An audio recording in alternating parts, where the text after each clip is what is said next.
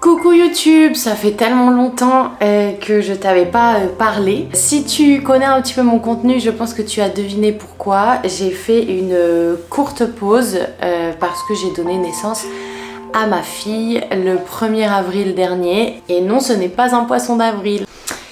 Il a fallu que je prenne un peu mes marques, qu'on prenne un peu nos marques avec Rico, le papa, et Bébé Love et nos deux chats.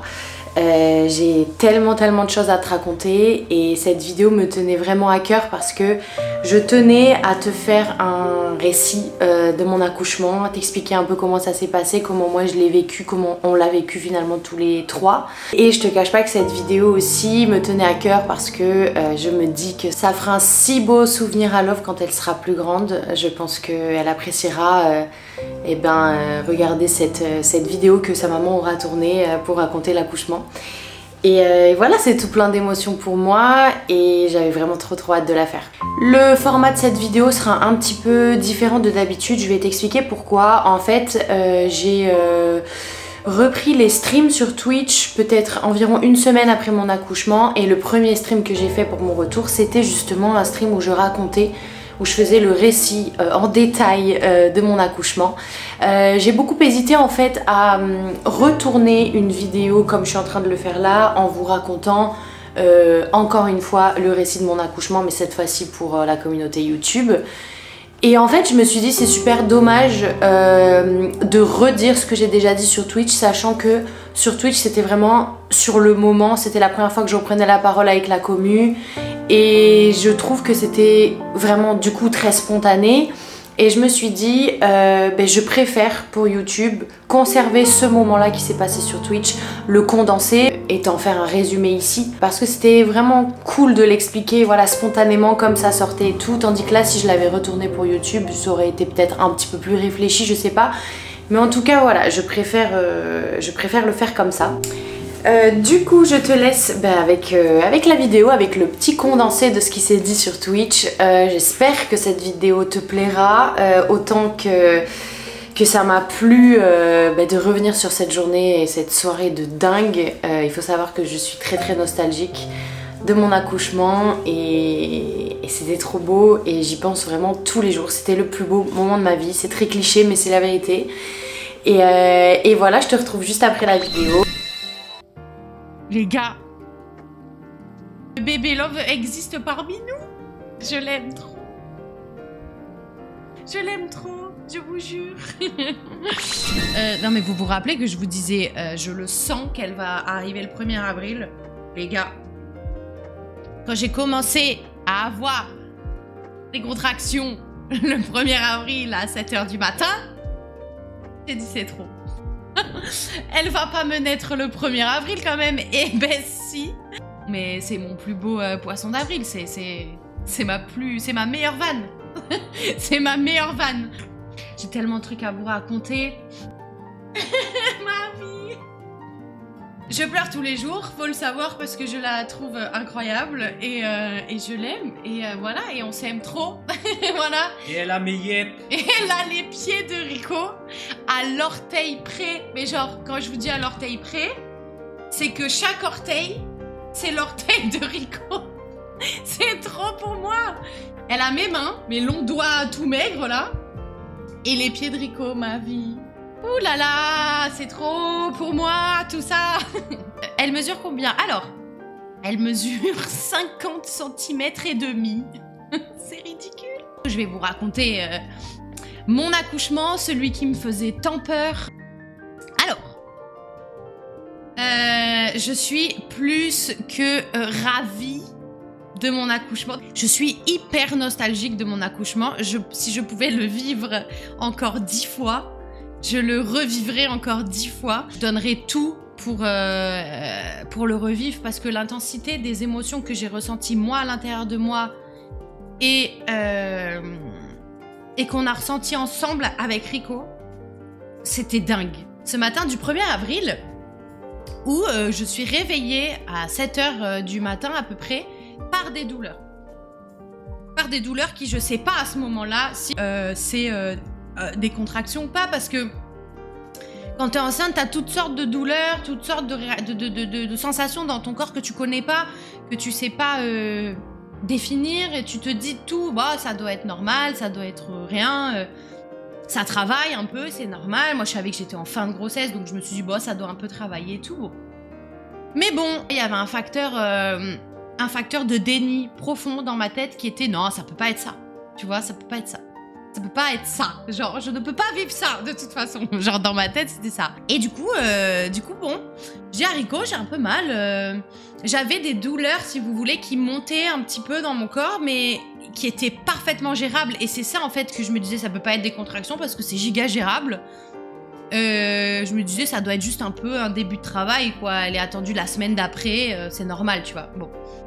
Et puis, ça me faisait des douleurs qui montaient un peu, comme des douleurs, bon, un peu de règles, quoi, hein, sans ni plus ni moins, mais moins fortes même que des douleurs de règles, parce que dans mon cas, j'ai des règles hyper douloureuses et tout. Mais, bon, gérable. J'avais aussi, en plus des contractions, les sous-vêtements pas très secs, quoi.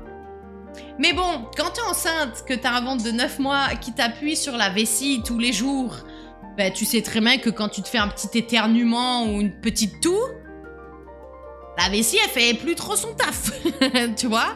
Bon, donc tu te dis, ouah, si j'ai dû encore me faire un peu pipi dessus, parce que c'est vraiment mon quotidien, quoi.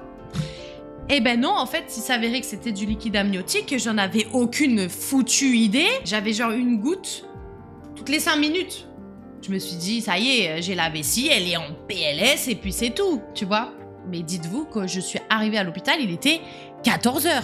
Donc je suis restée 7 heures quand même. Comme ça. Et surtout, là où c'est pas marrant, c'est que je suis restée 7 heures à perdre du liquide amniotique, sachant que ma fille en manquait. Parce que j'avais pas beaucoup de liquide amniotique déjà à la fin de ma grossesse, et ce qui était un peu surveillé de près.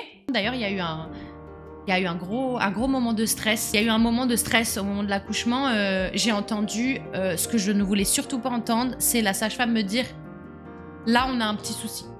Cette phrase-là, c'était ce qui m'avait le plus stressée avant d'accoucher. C'était qu'un jour, on me dise... c'est ça qui me stressait le plus, en fait, dans mon accouchement, c'est qu'on me dise « Votre bébé a un souci ». Et on me l'a dit. Je vais vous dire ça après.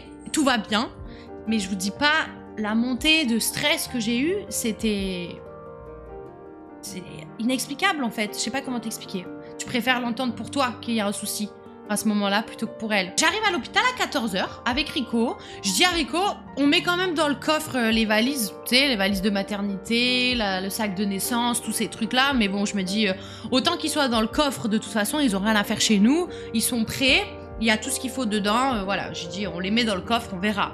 Et là, on est avec Rico, on est un peu inquiet. Première phrase qui nous a chamboulé et qui résonne encore aujourd'hui dans nos têtes et qu'on se répète tout le temps. Il n'y a pas presque un jour où on se dit pas « Putain, tu te rappelles de ça ?» Elle nous regarde, la sage-femme, et elle nous dit « Bon, ben on vous garde et vous repartirez pas d'ici sans votre bébé. » Là, t'es à la fois ému, à la fois t'as peur.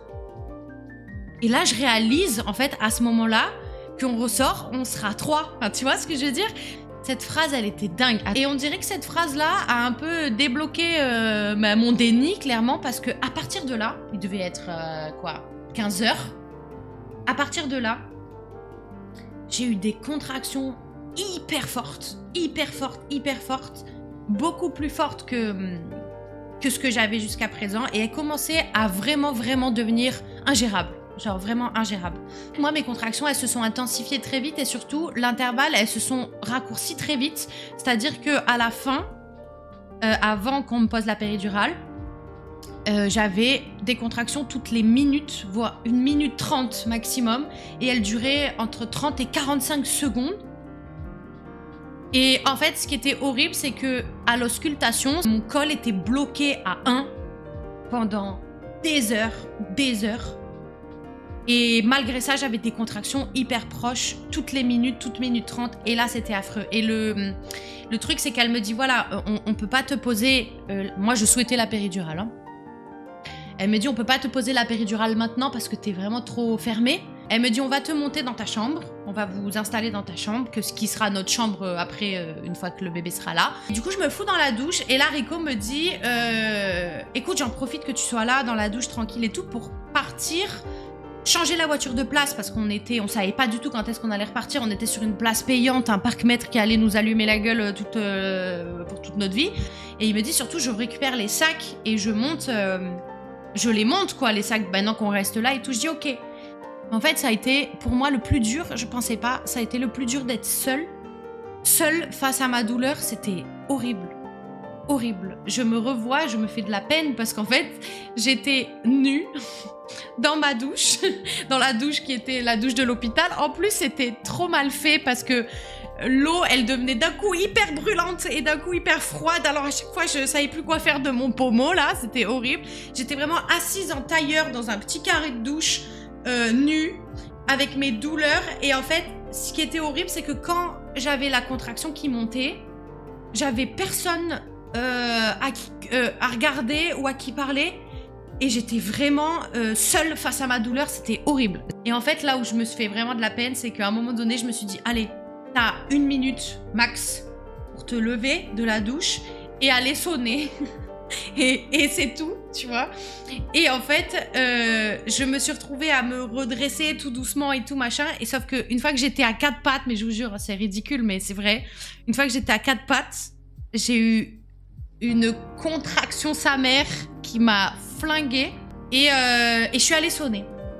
J'ai réussi à sonner, j'étais à 4 pattes par terre. La sage-femme, elle arrive, elle me relève nue, mouillée, à 4 pattes par terre dans ma salle de bain.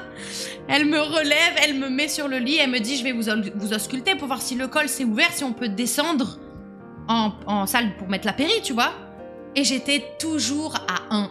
Et il devait être 17h. 16-17h. J'ai eu 3 heures comme ça, de douleur hyper forte. Et en fait, la sage-femme d'en bas monte et elle prend la décision de me descendre en salle pour me poser la péri à 1. Elle a dit, elle contracte trop, elle a beaucoup trop mal. Moi, je suis pas trop pour lui mettre de la morphine, elle va peut-être mal le vivre. Et du coup, bon, voilà, je descends. La péridurale, ils font sortir Rico. Je sais pas pour les mamans qui ont eu la péri, si vous aussi, ils faisaient sortir votre conjoint ou pas, mais moi, ils ont fait sortir Rico, donc j'ai vécu ma péridurale seule avec la sage-femme et l'anesthésiste. Mais ça s'est très bien passé. Pour tous les gens qui ont peur de la péridurale, je veux dire, quand vous avez des douleurs comme ça, il n'y a plus rien qui fait mal. C'est-à-dire que oui, effectivement, c'est pas très agréable. Tu sens quelque chose qui te triture le dos, la colonne vertébrale et tout ça. Mais honnêtement, c'est pas douloureux, c'est gênant. Enfin, moi, j'ai trouvé ça gênant. Mais pas douloureux, honnêtement, tu vois. La péridurale est posée. Rico revient.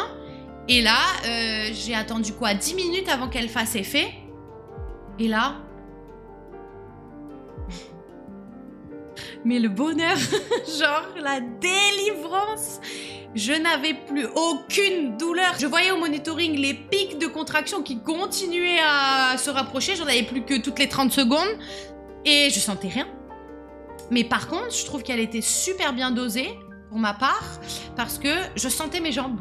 J'arrivais à les bouger, j'arrivais à les plier. Même ça me grattait derrière la jambe et je disais à Rico de me gratter derrière la jambe pour vous dire. Mais je sentais tout, je sentais mes sensations, je sentais mon ventre qui se durcissait, mais je ne sentais pas la douleur. Et ils m'ont laissé à peu près 1 heure comme ça. La sage-femme revient, elle m'ausculte et elle me dit oh putain, elle me dit en fait il y a un truc que j'ai pas vu tout à l'heure, j'ai pas senti tout à l'heure tellement j'étais contractée et qu'elle arrivait même pas à progresser dans mon col. C'est que j'avais fissuré la poche des os mais pas totalement percée. Et en fait elle m'explique que elle va la percer elle-même. Donc je n'ai rien senti vu que j'étais sous péridurale, je sais même pas comment ça s'est passé. Elle m'a dit je vais percer la poche des os, ça peut, on croise les doigts, ça peut accélérer le travail, accélérer le fait que le col s'ouvre. Et elle me dit j'espère que c'est ça qui bloque, tu vois. Et c'est là, en fait, c'est là qu'elle me dit. Je suis encore hyper serrée d'en parler parce que ça m'a vraiment fait peur. Rico et moi, ça nous a tétanisés parce que, en fait, juste pour recontextualiser, on est 2 jeunes parents, on n'a jamais eu d'enfants. Moi, je suis super stressée avec l'accouchement. Et en fait, tu t'apprêtes à vivre un truc que tu n'as jamais fait de ta vie, accoucher, et tu sais pas comment faire, tu sais pas ce qu'il faut faire.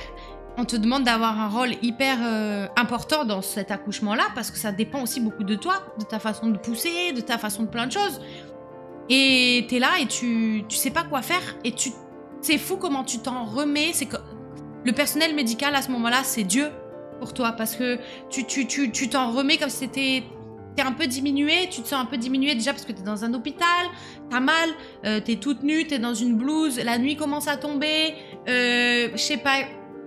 Il y avait toute une ambiance qui faisait que j'étais pas bien, j'étais stressée et j'étais fatiguée. Et là, elle nous dit, elle perce la poche des os et elle nous dit, bon, on a un petit souci. C'est là qu'elle dit ça. Donc là, je sais pas ce qui s'est serré dans mon cœur, mais tous mes organes se sont serrés, genre de stress. Rico, il m'a regardé en mode, ok, on écoute, tu vois. Et là, elle nous dit, vous avez ce qu'on appelle un liquide amniotique teinté. Et en fait, là, au moment où elle a percé les os, le liquide qui s'est écoulé n'était pas propre. Et il était complètement souillé et il était marron. Et elle me dit, tu as un liquide teinté. En fait, c'est dû à que votre bébé a fait ses premières selles à l'intérieur du liquide amniotique, ce qui n'est pas normal, tu vois. En gros, elle est là-dedans. On ne sait pas depuis combien de temps, elle me dit. Bref, donc elle me dit ce qui se passe là, et c'est là où ça m'a fait de la peine. Elle m'a dit ce qui s'est passé, c'est que comme elle a plus beaucoup de liquide amniotique depuis un certain temps, elle a dû se retrouver plusieurs fois à un moment donné en détresse respiratoire. Et en fait, en réponse, je peux pleurer parce que maintenant je la vois et ça me fait trop de la peine qu'elle se soit battue comme ça toute seule. En réponse à ce stress, elle s'est fait caca dessus en fait, de stress. En fait, de stress, de manque d'air, ça doit être horrible. Heureusement qu'elle se rappellera jamais. Et là, elle me dit, il va falloir que ça aille très vite. Il va falloir qu'on la sorte très vite, elle me dit. Donc, je comprends à demi-mot que je vais certainement avoir une césarienne si mon col se dilate pas vite. Parce qu'elle peut pas rester dans ce liquide éternellement, en fait, tu vois. Donc, pression, tu vois, grosse pression. Donc là, je lui dis, on n'écarte pas la césarienne, du coup. Et elle me dit, non, on n'écarte jamais la césarienne jusqu'à la fin, et surtout pas dans ce cas-là et tout. Et elle me dit surtout, quand elle va sortir, on va regarder son comportement. Si on voit ce qu'on n'a pas envie de voir, on pourra pas vous la donner de suite, on devra la prendre et l'aspirer, c'est-à-dire aspirer ses sécrétions bronchiques, en fait, dans ses poumons. Aspirer ses poumons pour vider tout ce qu'elle a qui potentiellement a pu infecter ses poumons. Bon, elle dit, bon, on a percé la poche des os il y a une demi-heure, je vais réausculter. Et là, miracle de la vie, elle me réausculte, elle me dit, ok, vous êtes à 5. Donc c'était bien la poche des os qui bloquait le travail, tu vois. Et là, elle me dit, ok, ça va super vite, on y va. J'appelle la gynéco. Troisième moment de stress, c'était celui-là. Pour nous, enfin, d'émotions fortes, c'était celui-là. Il y a eu le, on vous garde, vous repartez pas sans votre bébé. Après, il y a eu il y a un petit souci, il y a tout ça, les poumons, machin. Et là, il y a eu, ok, on y va. Mais on y va quoi? C'est-à-dire que là, les gars, on fait quoi? On fait tout ce que je redoute le plus au monde?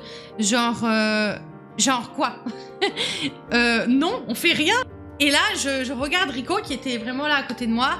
Et je me mets vraiment des réactions corporelles trop bizarres à trembler, mais comme une feuille.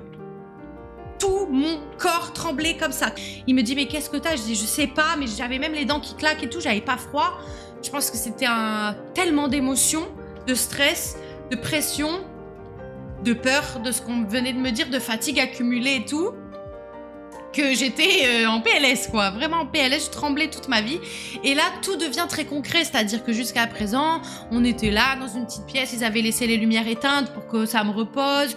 J'avais vu un peu sur la mer, je voyais les palmiers, le vent qui faisait bouger les palmiers et tout. Et là, t'as 10 personnes qui rentrent. Je me disais, mais attends, là, je vais faire naître... Non, mais...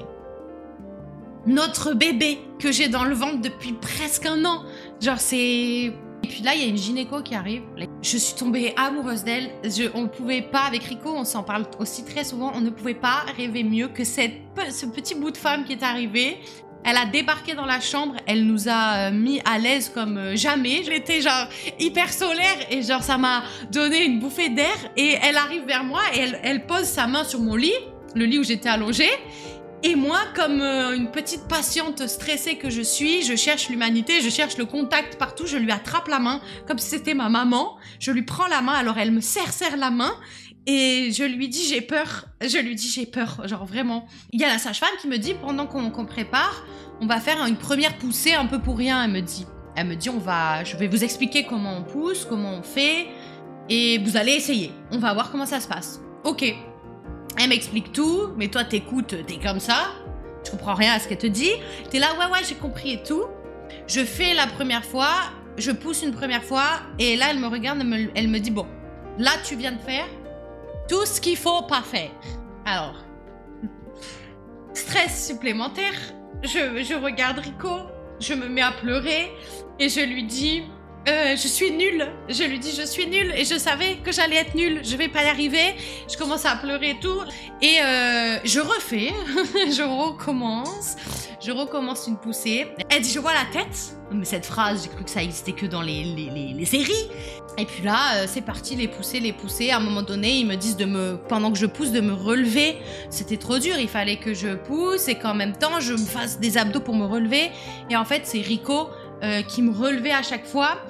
Je sentais sa main dans mon dos qui me soutenait. Et là où c'était le plus beau, c'est que la sage-femme, la gynéco, même la sage-femme me disait que pendant la poussée, elle me disait ne fermez pas les yeux parce que, je sais pas, je pense que tu pousses tellement, tu forces tellement aussi sur tes vaisseaux, tu bloques ta respiration que tu peux un peu, tu sais, partir un peu dans les pommes, dans les vapes. Et c'est un moyen de garder le corps en éveil, de garder les yeux ouverts. Et la sage-femme me disait fixez un point mais ne fermez pas les yeux. Et en fait, je fixais Rico dans les yeux. Mais c'est un regard dans les yeux que j'aurai plus jamais parce que on se regardait ensemble, les yeux dans les yeux, et je le voyais qu'il poussait avec moi alors que lui il avait pas à pousser. En fait, je suis retombée amoureuse de Rico une deuxième fois pendant mon accouchement. Mais je vous dis la vérité parce que c'était la seule personne connue dans la pièce, c'était lui. Pour moi, c'était mon seul repère. Et il était parfait. Et là, je pousse et je sens que à un moment donné, ça allait très vite. Il y a eu 2 secondes. Hein. Il y a eu un moment où j'ai l'impression de plus rien pousser. Le temps que, tu sais, j'étais en mode, non mais il y a plus rien à pousser. Et je lève la tête et elle avait l'œuf dans ses mains et elle me l'a posée dans la seconde où j'ai réalisé que ça y est, elle était plus dans mon corps. Mais là, cette sensation, je sais même pas vous décrire ce que ça fait. Je crois que j'ai pas pleuré. J'ai genre eu le souffle coupé, la voix coupée. J'étais épuisée. Et je vois un petit bébé tout sale. Parce qu'elle était dans sa merde, finalement. Tout sale. Donc je la vois pas bien. Je la dissimule, mais je la vois pas bien. Donc tout le monde avait des torchons là, des draps, des trucs pour la nettoyer, des serviettes et tout. Et là ils me l'ont posée dessus, mais genre toute petite. Je sais pas, je comprenais pas. Je vois un être vivant tout petit. Elle a pleuré direct à plein poumon. Et surtout, ce qui s'est passé, c'est que en sortant, trop forte bébé love, en sortant, elle s'est vidée de ses sécrétions par le nez, par la bouche. Donc il n'y a pas eu besoin de l'aspirer. Ils me l'ont posé sur moi. Pendant ce temps, il se passe un film entre tes jambes. Elles sont là, tu sens qu'elles t'appuient sur le ventre, que ceci, que cela. Tu sens de l'eau, tu sens tout. T'as l'impression que tous tes organes sont partis en vacances dans une autre pièce. Tu te sens vide de sens. Et depuis, ça se passe super bien avec Love. Elle est plutôt chill. Elle pleure pas pour rien. C'est pas encore arrivé qu'elle pleure pour rien. Elle a toujours une bonne raison de pleurer. Et on se félicite un peu de jour en jour avec Rico de réussir. On trouve que pour l'instant, on arrive plutôt rapidement à identifier ce qu'elle a. pourquoi elle pleure ou pourquoi elle est dérangée, pourquoi elle est pas bien. C'est encore à tâtons parce qu'on est sûr de rien. Il y a beaucoup de choses qui font peur, il y a beaucoup de choses dont on n'est pas sûr. Mais on apprend tous les jours de nous, d'elle. C'est un bébé calme qui passe beaucoup de temps à dormir, vraiment très peu de temps à pleurer et tout autant de temps que dormir à manger. Et du coup, retour à la maison. Oh là là, ma tête. Première arrivée officielle à la maison après, je sais même plus, 72 heures d'émotions beaucoup trop intenses. 4 heures de sommeil sur 72 heures. On est éreintés. Actuellement, il y a devant moi mon chéri et ma fille dans son petit cosy. Elle va rencontrer son grand frère et sa grande sœur, aka 7 et Plume. Et voilà quoi, c'est fou. Ça y est, la nouvelle vie commence.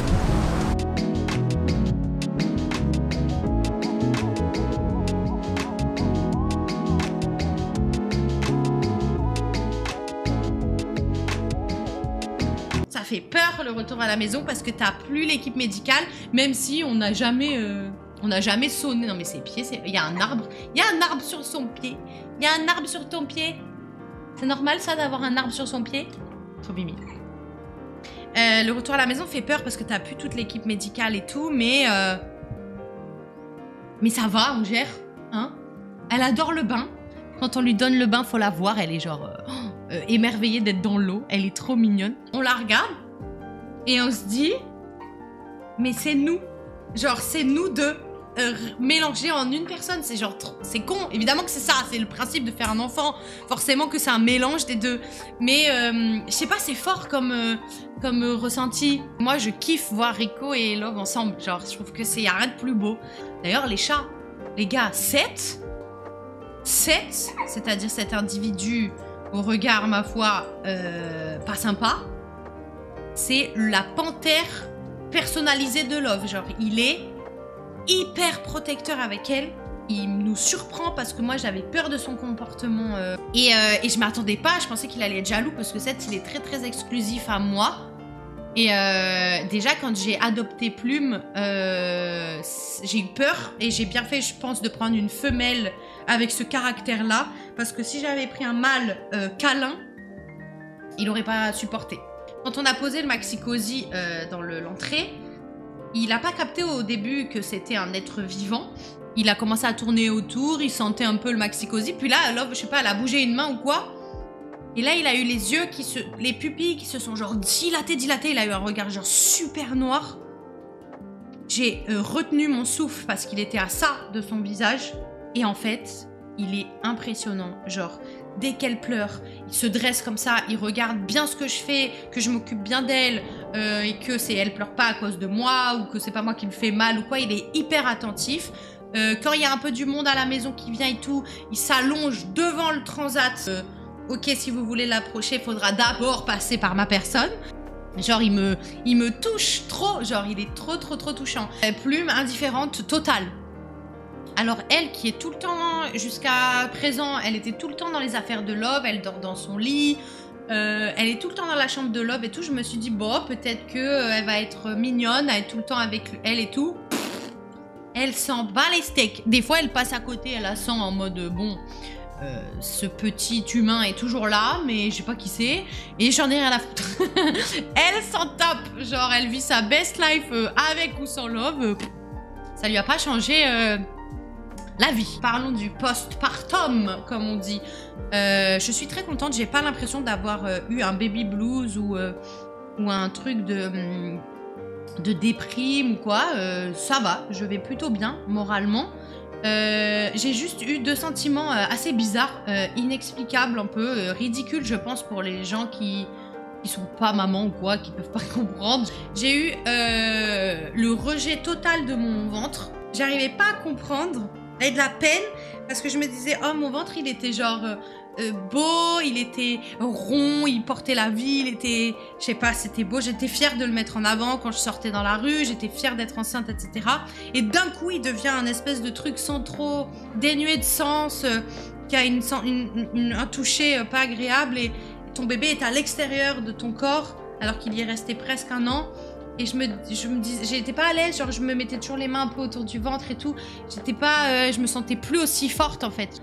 Et deuxième moment où j'ai tout lâché, où j'ai pleuré ma life, c'est à la maison, parce qu'il y a un soir où elle était inconsolable et on comprenait pas du tout ce qu'elle avait. Et en fait, je me suis mise à pleurer. Pauvre Rico, il avait les hurlements de sa fille et sa femme qui pleure. Et je me suis mise à pleurer parce que je me sentais en échec et surtout, j'avais envie de lui prendre toute sa douleur. Je disais à Rico, j'ai envie de la remettre dans mon ventre. Genre, mais je vous promets, c'est ridicule, mais c'était la sensation que j'avais. J'avais envie de la remettre dans mon ventre pour la protéger. J'avais l'impression d'être capable de la protéger que comme ça. C'est les deux sentiments que j'ai eu, un peu de vide en moi, mais ça n'a pas duré, tu vois.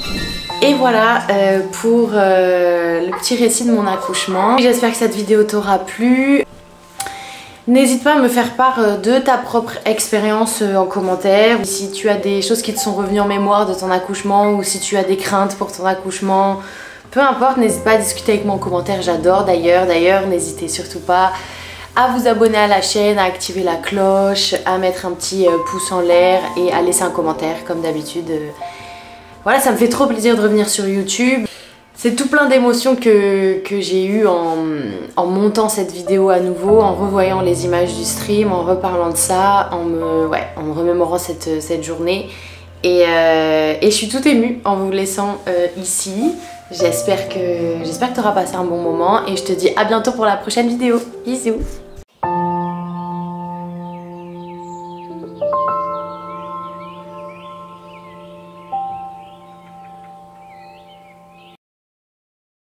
Coucou YouTube, ça fait longtemps. Oh non, love! Du coup, c'est une blague.